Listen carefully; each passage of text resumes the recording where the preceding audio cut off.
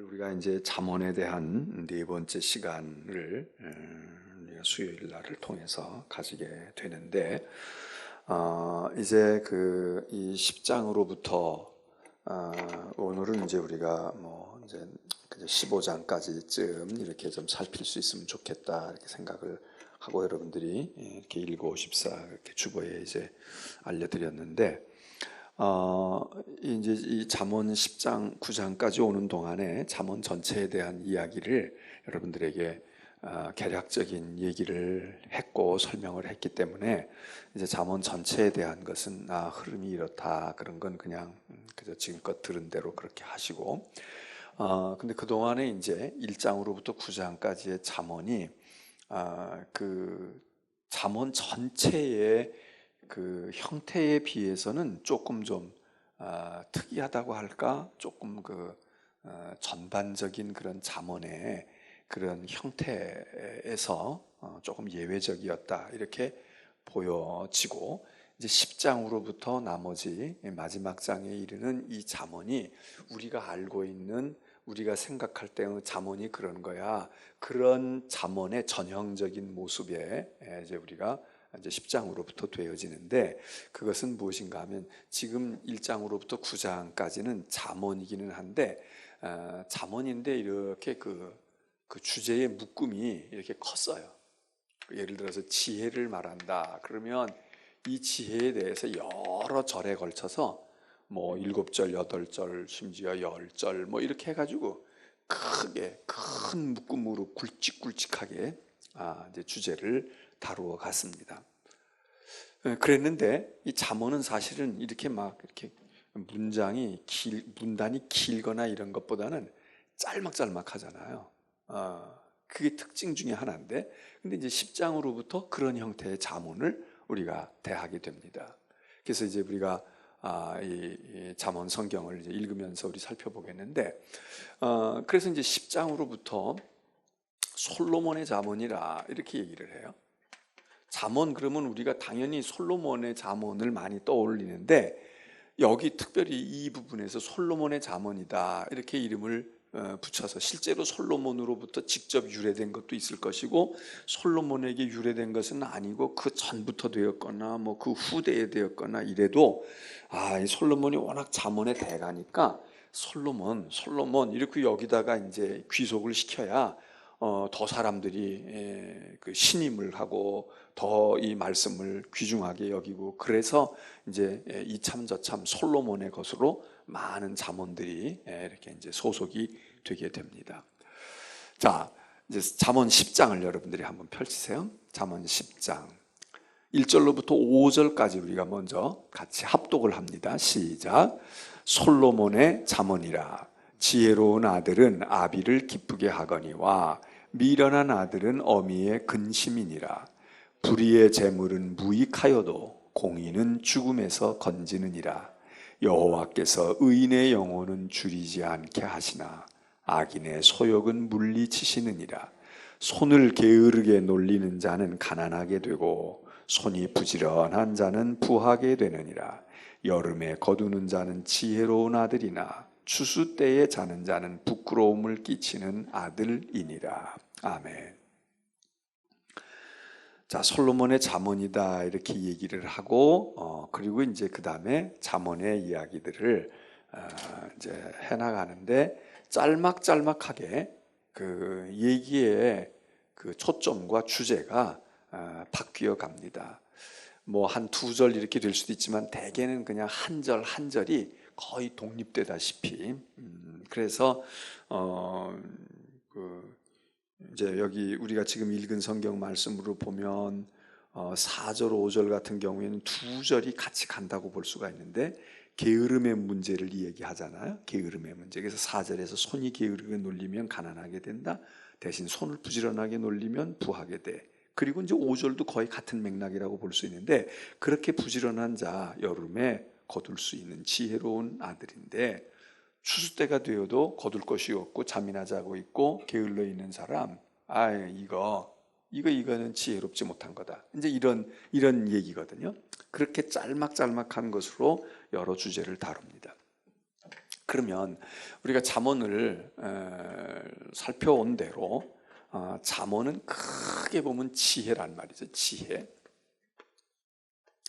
근데 이 지혜도 여러 가지 지혜가 있는 거죠. 그냥 우리가 보통 이제 똑똑하다, 공부 잘한다. 그럴 때 똑똑한 사람은 모든 거에 다 똑똑할까요? 똑똑한 사람은 모든 거에 다 똑똑하냐고. 모든 거에 똑똑한 사람도 있을 수 있어요. 비교적 똑똑한 사람 그러면 모든 거에 똑똑할 것 같아. 또 사실 어느 정도는 그럴 수 있지만 생각 밖으로 둔한 부분이 있어요. 예를 들어서 수학을 잘해. 수학을 잘해가지고 어려운 수학 문제는 말이에요. 뭐 풀어. 술술술 풀고 그냥 남들은 그걸 어떻게 해야 되나 이러는데 뜻밖의 돈세 많은데 아주 둔한 사람들이 있어요. 돈세 많은 데는 이거 틀리기도 잘하고 뭘 잘 못해. 이거 단순한 거 아니에요. 근데 어떤 사람은 돈 세거나 주고받고 뭐 계약하고 그러는 데는 아주 틀림이 없어. 근데 수학 문제 갖다 주고 풀라고 그러면 하나도 못해. 그럼 이게 어떻게 그럴 수가 있나? 근데 그럴 수가 있어요. 세상에 어떤 지식을 얘기하고 뭘 어려운 말을 얘기할 때는 뭐 그냥 줄줄줄줄 청산유수로 아는 것도 많은데 간단한 문제, 간단한 거 행할 때에는 뭐 어디서부터 뭘 해야 될지 실제적인 거에 있어서는 일의 요령도 모르고 어떻게 해야 될지 모르는 사람들. 이게 지혜가 여러 가지 지혜가 있는 거예요. 여러 종류의 지혜가 있다고. 학교 다닐 때 공부는 잘하는데, 이 공부하는 건 잘하는데, 그런데 다른 거에 있어서는, 일상생활에 있어서는 너무 느리고 너무 둔하고 너무 감각이 없어. 그래서 이제 이 잠언의 지혜에 대한 여러 가지 말들을 해요. 여러 종류의 지혜가 있는 건데, 자, 여기 이제 이 지혜의 얘기를 할 때에 지혜가 가정이라는 영역 속에서 지혜가 어떻게 나타날까? 또 이 재물의 문제에 있어서 지혜는 어떻게 적용이 될까? 인간 관계에 있어서 어떻게 될까? 또 막 화가 나고 분심이 일어나.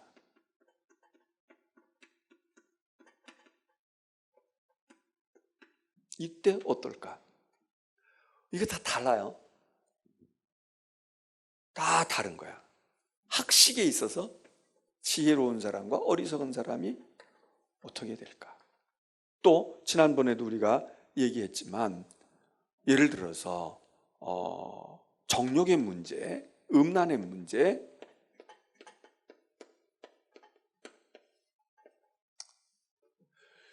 어떤 사람이 지혜로운 사람이 있다 그러면 그 지혜로운 사람은 이런 모든 문제에서 다 지혜롭게 행하느냐? 그런 사람이 있을 수 있지만 그렇지 않아요. 그래서 하나하나 자, 가정에서 지혜롭다, 가정에 지혜롭다. 그러면 여기 이제 가정은 구성원이 부모가 있고 그리고 자녀가 있잖아요.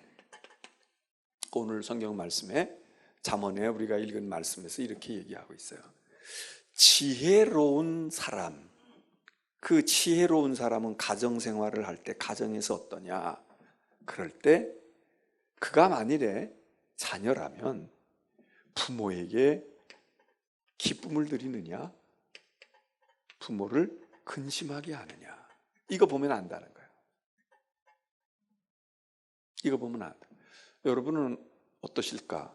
우리는 어떨까요? 우리가 자녀된 입장에서 여기 지금 부모들도 있는데 이제 부모이기도 하고 자녀인 사람도 있고 그냥 자녀인 채로 있는 어린아이들도 있고 또 이제는 자녀가 다 끝나고 이제 부모로서만 존재하는 역할이 그렇게 되어 있는 사람이 있는데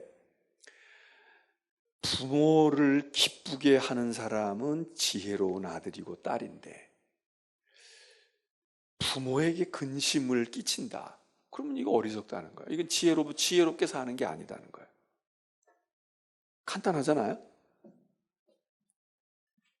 지혜로운 사람일까? 어리석은 사람일까? 가정에서. 근데 이게 그러면 부모를 기쁘게 하는 자녀는 언제나 부모를 기쁘게 할까? 그렇지 않아요. 예를 들어서 공부를 잘해서 부모를 기쁘게 하는 자녀가 있을 수 있어. 그래서 부모가 공부에 대해서는 걱정을 안 해. 그냥 얘 보고 공부하라 소리 한마디도 안 하고, 뭐 그냥 그래도 지가 알아서 막 책 보고 그냥 너무 공부를 해서 걱정이야. 그래가지고, 좀 제발 좀 책 좀 그만 보고, 좀 딱 나가서 놀기도 해. 맨날 너는 그렇게만 하냐? 이러는 경우도 드물지만 있어요. 그런데 이렇게 공부하고 학창시절에는 부모에게 자랑거리였어. 근데 커가지고 사회에 나가서 적응을 잘못하거나 실수를 하거나 결혼을 했는데 가정에 문제가 생겼거나 막 이래가지고 부모가 걱정을 하는 거야. 부모가 근심하는 거예요. 그렇잖아요. 어떤 한 사람이, A라고 하는 한 사람이 어떤 면에 있어서는 부모를 기쁘게 해드렸어. 기쁨이 돼. 공부하는데 아무 문제가 없는 거야. 근데 사회생활 하는 데 있어서는 근심. 돈 벌고 그러는 데는 아무 문제가 없어. 능력이 많아. 그래서 그냥 너무 뿌듯하고 그냥 걱정이 없고, 쟤들은 그래. 근데 건강에 있어서는 골골하는 거야. 몸을 다 상하고. 그러면 이 자식이 지혜로운 자식입니까? 아니면 이게 미련한 자식입니까? 이게 사람이 완벽할 수가 없어. 100% 완벽할 수가 없잖아요. 이렇지 않으면 저렇고, 물론 어떤 경우에는 다 근심 덩어리가 되는 경우도 있고 거의 기쁨이 되는 사람도 있지만, 그런 사람은 진짜 더 드물고, 그냥 어떤 한 사람을 그냥 기쁨을 주는 자녀, 근심을 끼치는 자녀, 이렇게만 단정적으로 말할 수 없고, 우리의 여러 가지 삶의 영역 속에서 이렇단 말이에요. 그러니까 이게 지혜로운 자녀가 되려고 그러면 이런 모든 것에 있어서 어떤 면으로든지 간에 부모에게 근심을 끼치지 않아야 돼. 또 하나는, 우리가 이렇게 부모에게 근심 끼친다, 걱정을 끼친다, 기쁘게 한다, 즐겁게 한다 그러면 우리가 죄를 지어서 그러는 거야. 죄 지니까 부모가 걱정하고, 나가서 못된 짓 하니까 부모가 욕을 먹고 이러니까 그렇지. 이러고 죄의 문제로, 물론 죄가 결부가 되면 부모를 근심케 하고 부모를 걱정케 하는 거예요. 그런데 부모를 근심하고 걱정하게 하는 사람이 꼭 죄만 지어서 그런 건 아니에요. 꼭 죄를 지어서만 그렇지 않다고. 이 잠언의 지혜서에 있어서는 물론 성경은 다 죄와 악에서부터 깨끗해야 되고 정결해야 되고, 그러면 죄를 짓지 아니하고 죄를 안 지으면 부모를 근심과 걱정으로 안 가게 할까? 그렇지 않아. 예를 들면 이런 것도 있을 수 있어요. 못된 자식은 부모를 자꾸 속상하게 하고 근심하고 걱정하게 하고 부모에게 짐을 갖다가 지워드리고 말해요. 그럴 때 부모가 근심이 되는데, 꼭 그런 것만이 아니라 어떤 자녀는 부모가 나 때문에 걱정할까 봐 말도 하지 않는 거야. 자기는 막 죽을 지경이 됐어. 지금 자기는 경제적으로 쪼들리고 뭐 이런저런 일 때문에 내 몸이 막 부서져. 그래서 그냥 생신 때고 뭐 명절이고 좀 안 갔으면 좋겠어. 좀 일주일 좀 쉬고 내 모든 거 떨쳐버리고 나 잠이라도 좀 시커 잤으면 좋은데, 그러면은 엄마 나 아파서 못 가겠어. 어머님 내가 몸이 이래서 못 가겠어요. 그리고 걱정을 끼쳐드릴 것 같아가지고, 그래서 거기 생각하느라고, 어머니 아버지 생각하느라고, 그러고서는 그냥 자기 몸이 부서지고 깨어진 데도 가는 거야. 그러면은 결국 말이에요. 결국 시간이 흘러가. 그렇게 해서 무리를 자꾸 해. 그래서 쉬지도 못하고 그냥 또 그다음에 출근하고 사업하고 또 자기 가정일하고 돌아와가지고 또 그러다 몸에 무리가 생겨. 몸은 점점 약해져. 그러면은 또 이게 꼭 육체적인 것만 아니라 정신적으로도 그렇잖아요. 그럼 이게 부모에게 나중에 더 큰 근심과 더 큰 걱정. 차라리 처음에는 오해를 하더라도 내가 이만해서 사실은 제가 이래요. 그냥 일단 공을 넘겨놓으면 걱정을 부모님이 하긴 하지만, 나도 그냥 내 사실을 얘기했으니까 이제 어머니가 이해하시겠지, 아버님이 좀 이해를 해주시겠지, 그러고서 내가 조금 편안해지고 내가 몸을 추스려가지고 건강을 회복하거나 어떤 큰 문제를 풀어고선 그 다음 해 또는 그 다음 달에 가가지고 하면은 오히려 이게 그럴 수가 있는데, 이 사람이 뭐가 죄를 지어요? 이 사람이 아니야. 이 사람이 그냥 상대방 생각하고 남편 생각하고 자식 생각하느라고 자기는 힘들고 어려운데 그냥 참고 자기 스스로 해결하려고 그러다가 자기도 한계에 부딪히고 나중에는 그냥 몸도 약해지고 이래가지고 나중에 결국은 그 짐을 나누어지게 돼야 된다. 여러분 이런 유형의 근심을 끼치는 것도 있거든. 이거 얼마나 마음이 착한 거예요, 이 사람이. 가능한 한 안 그렇게 하려고 그러는 거야. 아휴, 내가 그냥 내 선에서 알아서 할 거야. 내가 그냥 그럴 거야. 하는 데까지 내가 그럴 거야. 그런데 그게 지혜로운 것이냐? 이 지혜의 관점에서 한번 생각해 볼 필요가 있어요. 이게 정말 지혜로운 것이냐? 그러니까 근심을 끼치는 건 죄 짓고 그런 거 악한 일만 안 하면 돼. 그렇게 못된 일 안 하고 말이야. 그러기만 하면 부모님에게 근심을 안 끼치고 뭐 이렇게만 생각할 게 아니라 꼭 죄의 문제가 아니더라도 살아가는 삶의 지혜의 문제거든요. 그리고 이 잠언서를 이렇게 읽을 때, 잠언서를 읽어갈 때 이제 우리가 이렇게 보게 되면 이제 이거 가정의 문제일 수 있어요. 가정에 그래, 지혜로운 사람은 가정 생활을 이렇게 하고, 여러분 지혜로운 사람은 뭐 돈하고 상관없이 살아요? 지혜로운 사람도 어리석은 사람도 돈을 가져야 되고 돈을 쓰고 돈을 받기도 하고 주기도 하는 거예요. 그래서 재물의 문제를 볼 때, 가정을 볼 때 그 사람이 지혜로운 사람이냐 아니냐를 볼 수 있듯이 재물을 볼 때에도 그럴 수 있어요. 인간관계, 지혜로운 사람은 혼자서 남 아무 상관없이 혼자서 살고, 어리석고 힘없고 미련한 사람만 인간관계를 맺고 도움도 받고 뭐 의지도 하고 그러고 살아요? 아니에요. 우리나 다 누구에게나 다 인간관계를 해야 돼. 근데 인간관계 하는 걸 보고 지혜로운 삶인지 아닌지 이것도 알 수 있어요. 분내고 화내는 거는 어리석은 사람은 분을 내고 지혜로운 사람은 분을 안 낸다고 말할 수도 있어요. 가능한 한 물론 횟수를 줄이거나 그럴 수 있지만, 여러분 지혜로운 사람은 화가 안 나요? 지혜로운 사람은 그냥 늘 웃기만 하고 늘 즐겁기만 해? 아니야. 지혜로운 사람은 화를 안 내는 사람, 화를 더디 내는 사람이 지혜로울 수도 있지만, 또 생각해 보면 화를 내더라도 화를 내기는 내는데 화를 내는 게 달라. 지혜로운 사람과 어리석은 사람이 화를 내는 게 다를 수 있어요. 네? 그러니까 그런 우리가 인생을 살아가면서 여러 가지 경우들이 있잖아. 살다가 별의별 일들이 다 있잖아. 지혜로운 사람은 밥을 먹고 어리석은 사람은 밥을 안 먹어요? 아니면 반대로 지혜로운 사람은 밥을 안 먹고 어리석은 사람만 먹는데 식충처럼 그냥 먹어? 아니야. 밥 먹어요. 밥 먹는데 지혜로운 사람은 어떻게 밥을 먹을까? 지혜로운 사람은 일을 하고 어리석은 사람은 일을 안 해요. 일을 해요. 일을 하는데 물론 안 하는 사람도 있어. 이 게으름의 이제 이 교훈에서 보게 되면 게으른 사람 일 안 하잖아. 그런데 일 안 하는 게으른 사람, 어리석은 사람도 있지만 일해. 일하는데 지혜로운 사람이 일하는 방법과 어리석은 사람이 일을 하는 방법이 다른 거예요. 그래서 이게 지혜로운 사람은 특별히 사는 영역이 다르고, 지혜로운 사람은 어리석은 사람은 그런 거 안 해. 그러고 지혜로운 사람은 그런 거 해. 이러는 것도 있어요. 물론 그런 게 있어. 지혜로운 사람은 죄지면 안 되지. 어리석은 짓 하면 안 되지만, 인생을 살아가면서 누구나 겪는 일들을 같이 겪어가면서 가정의 영역도 있고 사회의 영역도 있고 친구를 사귀는 영역도 있는데, 그걸 어떻게 하느냐, 어떻게 가져가느냐, 그걸 이제 보면서 우리가 지혜로운 사람은 이렇게 하고 어리석은 사람은 이렇게 해. 그거를 보고, 또 하나는 우리가 이제 이렇게, 이게 이제 사실은 이게 잠언이 얘기하는 1차적인 목적이지. 그래서 가정에서 어떻게 해라, 사회생활 어떻게 해라, 너 물질을 어떻게 벌고 어떻게 쓰고 어떻게 나누고 어떻게 해야 돼, 그리고 인간관계를 맺을 때 어떻게 해야 돼, 이런 거지만, 우리는 이 잠언을 읽으면서 한 단계 더, 잠언을 읽으면서 가정의 문제가 그냥 아버지를 기쁘게 하고 어머니의 근심이 되면 안 돼, 지혜로운 사람은 그런 거야, 여기서 이걸 잘 명심하고 교훈을 얻는 것도 귀중하지만, 우리는 여기서 이걸로만 그치는 게 아니라 이 가정에서 어미 아비의 근심, 기쁨, 이 문제를 어디에 영역으로 가져가느냐, 이게 세상의 육신의 부모님에게만 해당되는 게 아니라 하나님께로 연결을 짓는 거예요. 그래, 똑같이 지혜로운 자녀는 어떻게 할까? 하나님 기쁘시게 하지. 어리석고 미련한 자녀는 하나님 아버지를 슬프게 하는 거야. 근심시켜드리는 거야. 그러니까 우리가 하나님을 기쁘시게 해야지.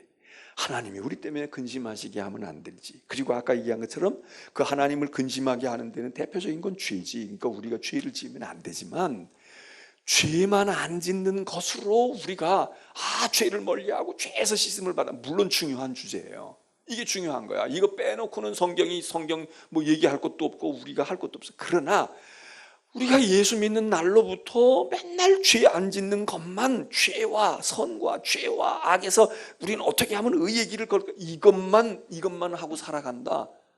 그럼 피곤해.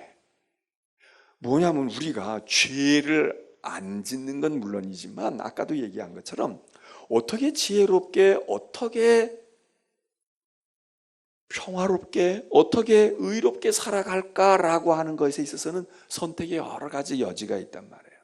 아까도 얘기했지만 내 몸이 아프고 내가 힘들고 어려울 때 나는 부모를 근심시키지 않는다고. 우리가 이제 영적으로 보면 하나님께 근심시키지 않을 거야. 하나님께 나도 체면이 있죠. 어떻게 하나님께 그렇게 또 용서해 달라고 그러고 또 뭘 달라고 그러고 그러겠어? 그거 어떻게 보면 굉장히 양심적인 거예요. 어떤 사람은 양심적이기 때문에 하나님께 기도도 못하는 사람이 있어. 어떻게 그래? 하나님이 이렇게 해주시고 나 이렇게 용서하시고 이렇게 축복하셨는데 내가 이랬는데 어떻게 그럴까? 그거 굉장히 양심 올바른 사람이잖아요. 그러면 그게 지혜로운 걸까? 그렇지 않단 말이에요. 어떤 때는 그냥 공을 넘겨놓는 거야. 그냥 애가 엄마 아빠한테 엄마 나 있잖아 너무 피곤해서 자야 되겠어. 그러니까 엄마가 좀 어떻게 챙겨주면 안 돼? 내일 나 가는데 저 시간표 보고 엄마가 좀 책 좀 이렇게 해서 내일 아침 나 그냥 좀 갈 수 있게 해주면 안 돼? 그리고 정 피곤할 때는 엄마에게 좀 공을 넘겨놔. 그러면 엄마가 자기가 1시간 걸릴 거 엄마가 30분에 할 수도 있고 20분에 할 수도 있어. 그러면 자기도 편안해지고 그 다음에 갔다 와서 건강할 때 또 엄마 도와드리면 되잖아. 이거는 이 아이가 나쁘다, 악하다 이게 문제가 아니라 잠언을 통해서 우리가 그런 센스, 그런 어떤 요령, 그런 감 이런 것들이 지혜자. 그래, 자 화를 낼 수도 있지. 잠언 같은 데 보면 그런 거 나온단 말이에요. 정확하게 복음이나 계명에 의할 것 같으면 그렇게 하면 안 돼. 그렇게 하면 안 된다고. 그런데 잠언 같은 데는 약간씩 그야말로 유두리가 있어.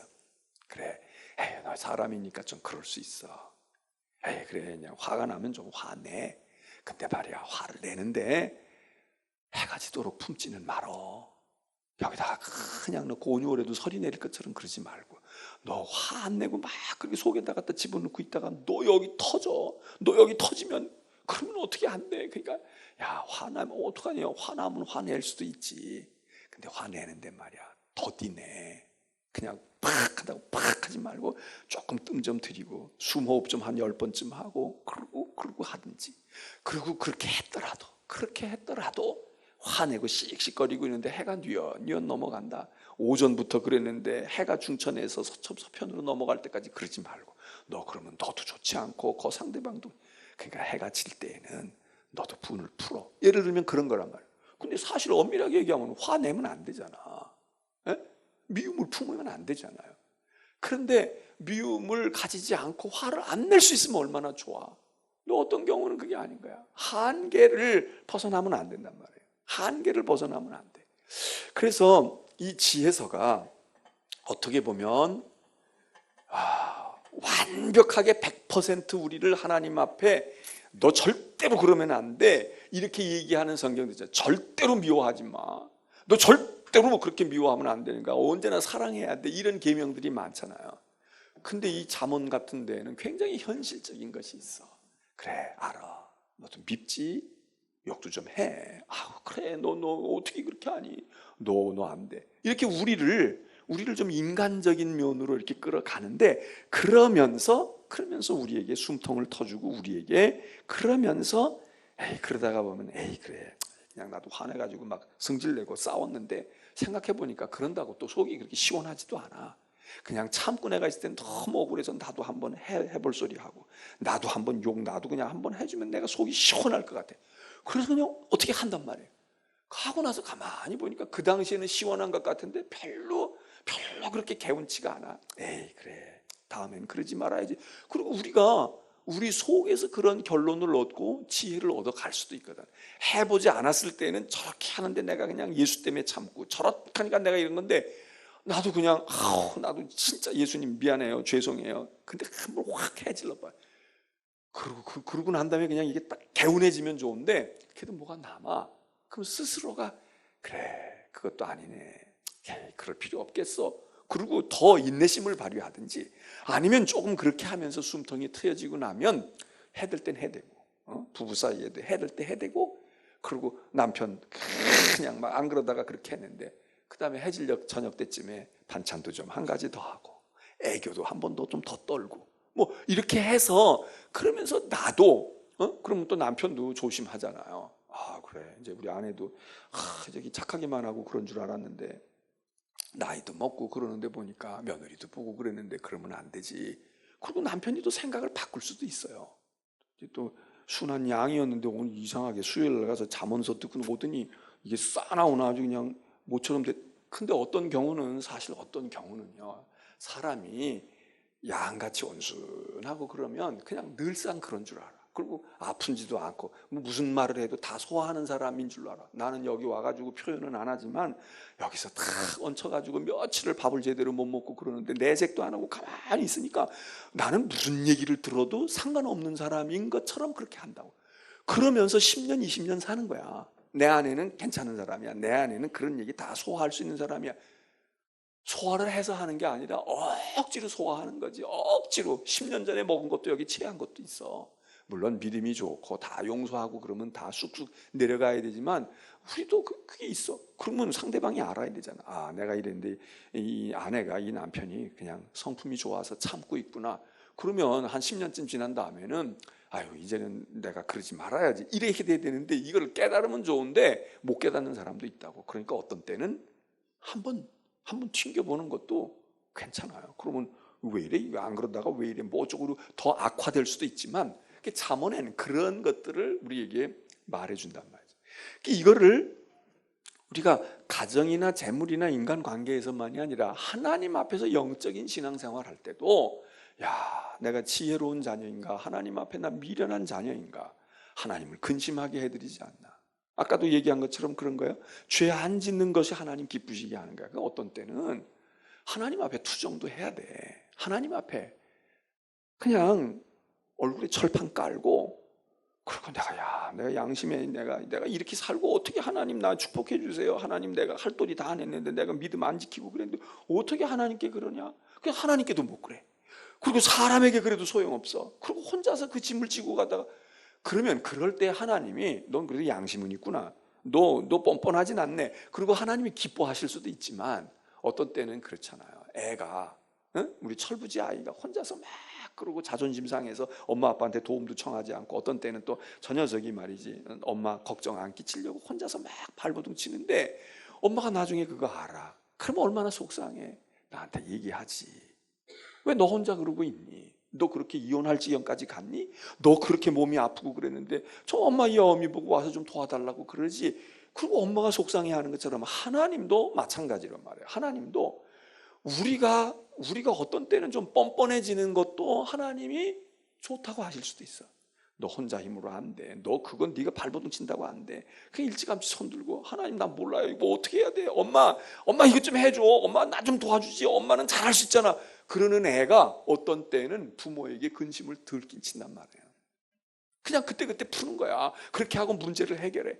근데 혼자서 끙끙 앓고 혼자서 끙끙 끓고, 되게 착한 사람들, 성실한 사람들, 남한테 막 모진 소리 하지 못하는 사람들, 남의 것을 그냥 자기가 다 받는 사람들이 이래서 힘든 거야. 어떤 때는 그래 참 좋은 사람이다. 아 그래 너 정말 저거 맞이는 말이야. 역시 맞이는 달라. 맞딸은 달라. 맏아들은 달라. 이렇게 보기도 하지만 부모도 어떤 때 속상할 때 있는 거야. 그 지경까지 가지 말고 얘기 좀 하지. 의논 좀 하지.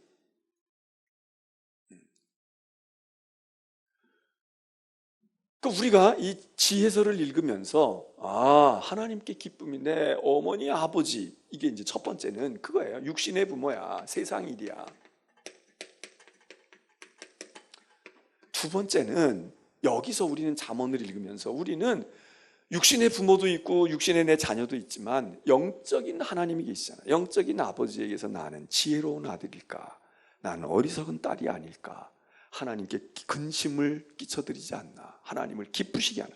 이런 면으로 재물도 마찬가지예요. 재물도 세상에서 어떻게 이 재물을 쓸 것인가, 어떻게 얻을 것인가. 여기 오늘도 얘기하지만 2절에 불의의 재물은 무익하다. 재물을 얻는 게 얻기도 힘들잖아요. 어떻게 하면 돈 벌어요? 이건데 잠언서에서는 무슨 얘기냐면, 야, 재물을 얻는 것도 큰 문제이고 그것도 중요한 것이지만 그게 말이야, 불의의 재물이 되면은 유익이 없다고. 그건 무익한 거야.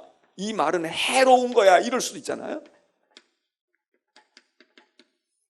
재물에 대한 가르침 또는 의에 대한 가르침이라고 볼 수가 있는데, 그러면 이게 그냥 그래, 아까 돈 벌 때 양심적으로 벌어야 돼. 그냥 얼렁뚱땅 해가지고 잔뜩 버는 것보다 남 속이고 말이야 이렇게 해서 내가 호요식하고 큰 고대궁궐 짓는 것보다 운막에서 살아도 말이야 정직한 거, 그래서 내가 내 텃밭에서 뿌린 것 가지고 말이야 눈 속이지 아니하고 내가 그냥 채소만 먹고 살아도 그게 좋은 거야. 이렇게 이해할 수도 있어요.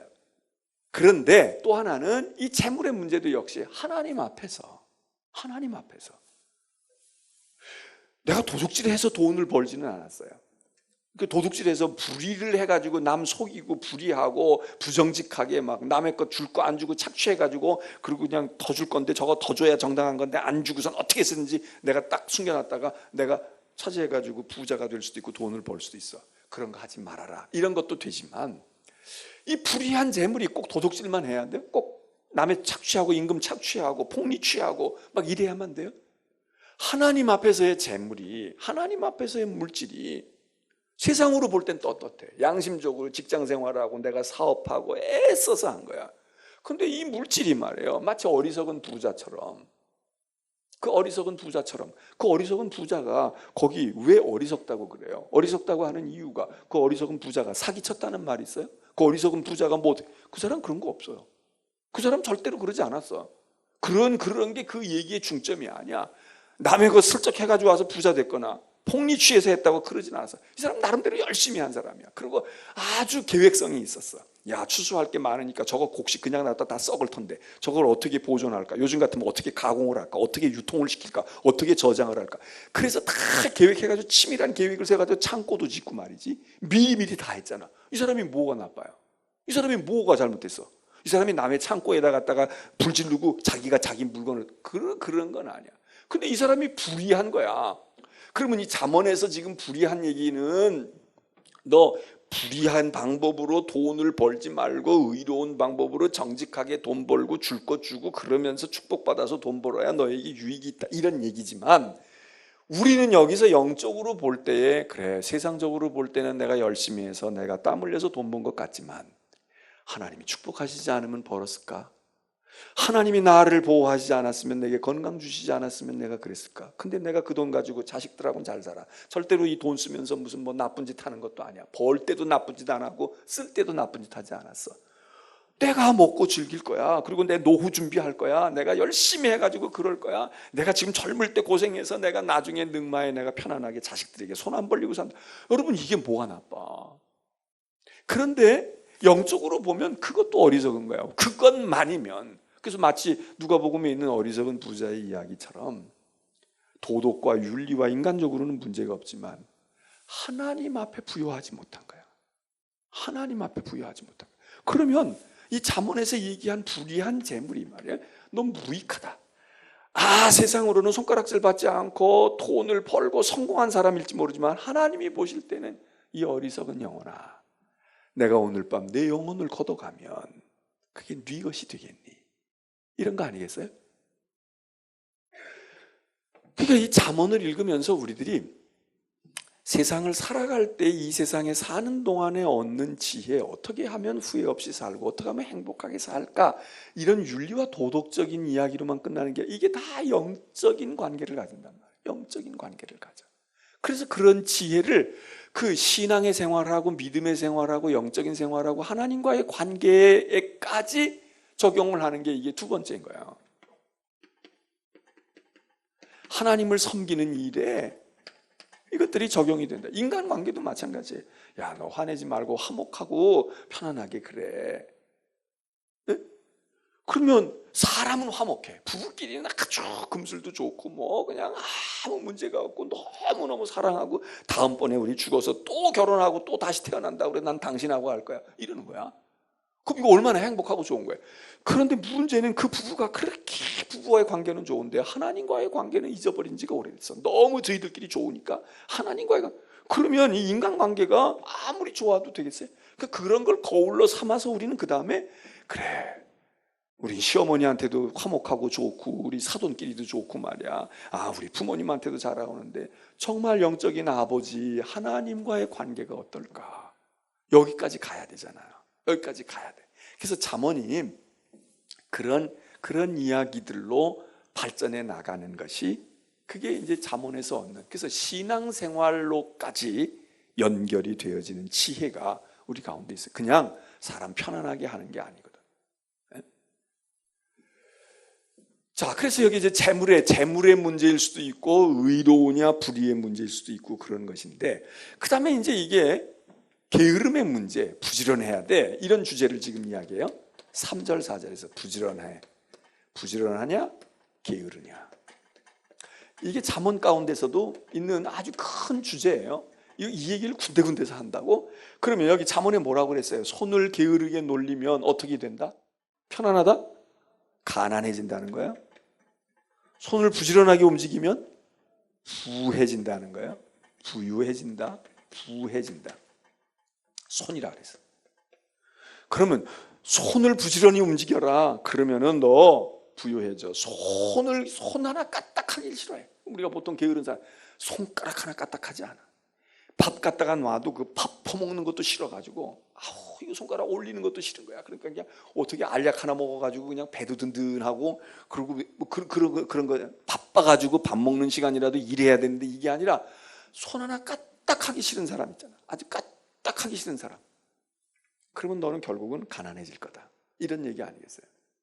그러면 여러분, 어떤 사람 이 손이 부지런하다 그랬으니까 손은 부지런한데 발은 부지런하지 않아도 되나? 뭐 장애가 있어가지고 발을 움직일 수 없다 그러는 경우가 아닌다면 이게 손만 부지런하라는 얘기겠어요? 이게 부지런한 삶을 얘기하겠지. 행동.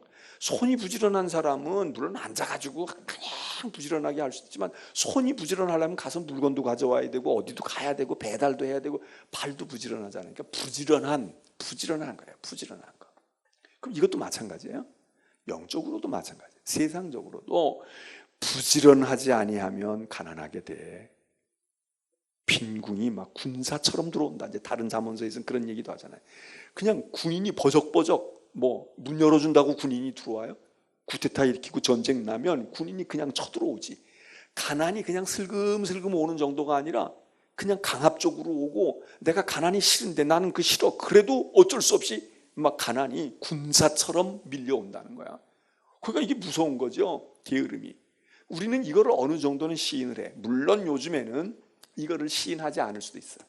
야, 사람이 게으른 게 맞아. 사람이 가난해지는 게, 우리가 가난해지는 게 제도에 문제가 있는 거야. 사회 시스템에 문제가 있다고. 그리고 자본을 크게 가지고 시작한 사람은 설렁설렁하고 말이야, 이자 놔주고 세 주고 말이야, 그리고 해외여행하고 돌아다니고 와도 월세 따박따박 들어오고 뭐 어떻게 돼가지고 은행에 갔다가 넣어놓은 돈이 있어가지고 뭐 이러고.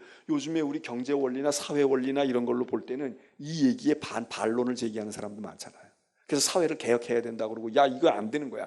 우리는 죽어라 하고 뼈 빠지게 일을 하는데 2잡 3잡씩 뛰고 그렇게 해도 남는 게 없어.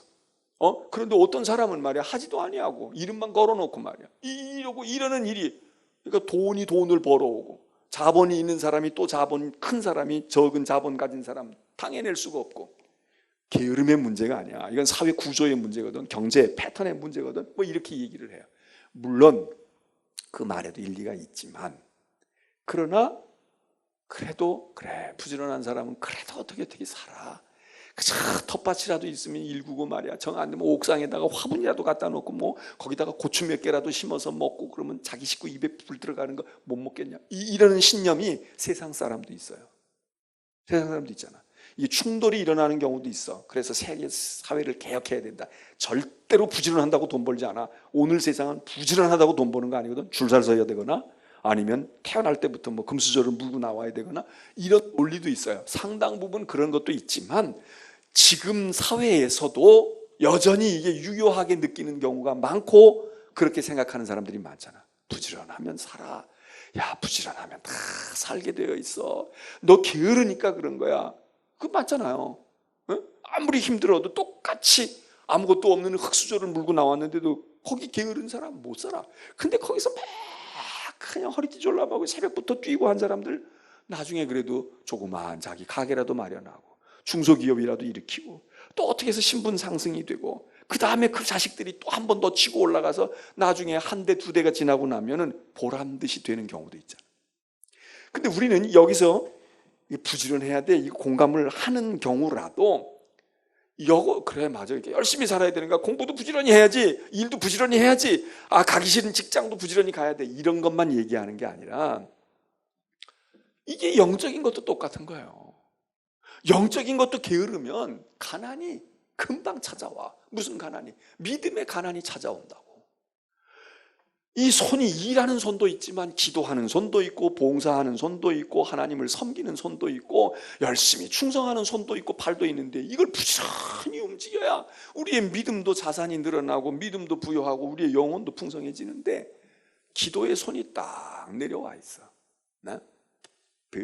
모세의 손이 내려오면 그냥 전쟁에 패하는 것처럼 기도의 손 다 선지가 오래됐어. 손 모아 기도해 본 적도 오래됐고 손 들고 기도한 적도 오래됐고 가슴에 손을 얹고 기도해 본 적도 벌써 언제인지 몰라. 하나님을 찬양하는 그런 손도 다 식어버렸고 봉사해 본 적도 없고 옛날에 했다가 벌써 언제 했는지 게으르기가 한이 없어. 주일날 예배도 나오지도 아니하고 참여도 못하고 뭐 수요일날은 더더군다나 신앙적인 영적인 게으름. 그러면 어떻게 되겠어요? 영적인 가난이 군사처럼 찾아오는 거야. 근데 이거는 심각하게 생각하지 않아. 이게 세상에서 부지런하지 않으면 가게를 내가 열었으면 말이지 가서 열심히 해야지. 매일같이 문 열고 손님이 있든 없든 맞이할 준비해야 되고 그래도 딱 정한 시간에 문 열고 말이야 닫을 때 닫고 이래야지. 그저 손님 없다고 문 닫고 어디 가서 놀다가 오고 어디 가서 뭐하고 이러면 되냐. 이게 영적인 교훈이기도 하거든요. 부지런해야 돼. 어쨌든 부지런해야 돼. 그러면 하나라도 걸려 먹어. 뭐가 하나. 그냥 1시간 내내 예배 시간에 아무것도 의미가 없는데 끝나고 가는데 어떤 집사님이 아이고 오늘 이렇게 애기 데리고 집사님이 이렇게 나왔어. 아이고 참 기특하네 신통하네. 내가 집사님 생각할 때마다 내가 부끄럽고 말이야. 그 한마디가 야 내가 대단한 사람인가? 이러고 거기서 은혜를 받는 거야. 목사 설교에는 아무 들은 것도 생각도 안 나고 뭐 그러는데 어떤 집사님이 나와서 권사님이 기도 한마디 했는데 그 기도가 말이지 목사 30분 설교한 것보다 더 다 와서 그러면 된 거야. 그러면 된 거야. 근데 그런 사람들이 누구냐? 부지런한 사람들이야. 그래서 오늘 여러분 이제 잠언의 얘기를 나머지 뭐 이제 읽어보면 여러분이 다 아는 거예요. 제가 오늘 드리고 싶은 말씀은 지혜자는 가정이 별나고 물질이 별나고 지혜자는 뭐 시험도 안 들고 다투지도 않느냐? 그렇지 않아. 다 겪는 일들을 어리석은 사람이 겪는 일을 지혜로운 사람도 겪고요. 날씨가 추워지면 지혜로운 사람도 춥고 더운 사람도 어리석은 사람도 더위를 느껴. 근데 문제는 그럴 때에 지혜로운 사람이 반응하는 것과 준비하는 것과 겪어가는 것과 어리석은 사람이 그 상황을 겪어가는 것이 다르다는 거야. 달라. 둘째로는 이런 뭐 재물이 됐든 게으름이 됐든 인간관계가 됐든 이런 교훈은 잠언의 교훈은 우선은 첫째는 육신의 생활이에요. 그래 가정에서 그래야 되겠구나. 아버지 어머니 근심 끼쳐드리면 안 되지. 그래 물질은 말이야 이렇게 불이하게 벌지 않고 조그만 거라도 깨끗하게 벌어야 그게 진짜 복이고 유익한 거야. 요렇게 우선 생각을 해야 돼. 그래서 그냥 적당히 이렇게 그냥 불이하게 벌려고 했던 마음을 자꾸 우리가 절제해야 돼. 그게 이제 중요한 거야. 이게 잠언의 첫째 목적이기도 해.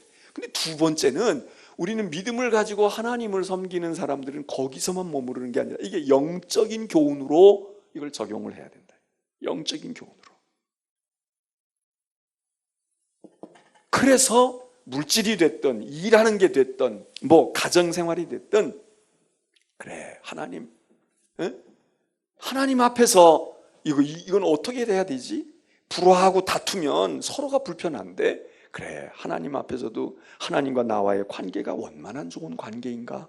그 생각하는 거지. 그 생각하는 거야. 그래서 오늘 여기 오신 여러분들, 잠언의 이야기는 우리 삶의 지혜를 주는데 삶의 지혜뿐 아니라 영적인 지혜에 다 연결이 되어 있어요. 그렇겠구나, 이렇겠구나. 야, 너 함부로 그렇게 하지 마. 그게 우리 믿음의 생활, 기도의 생활, 영적인 생활.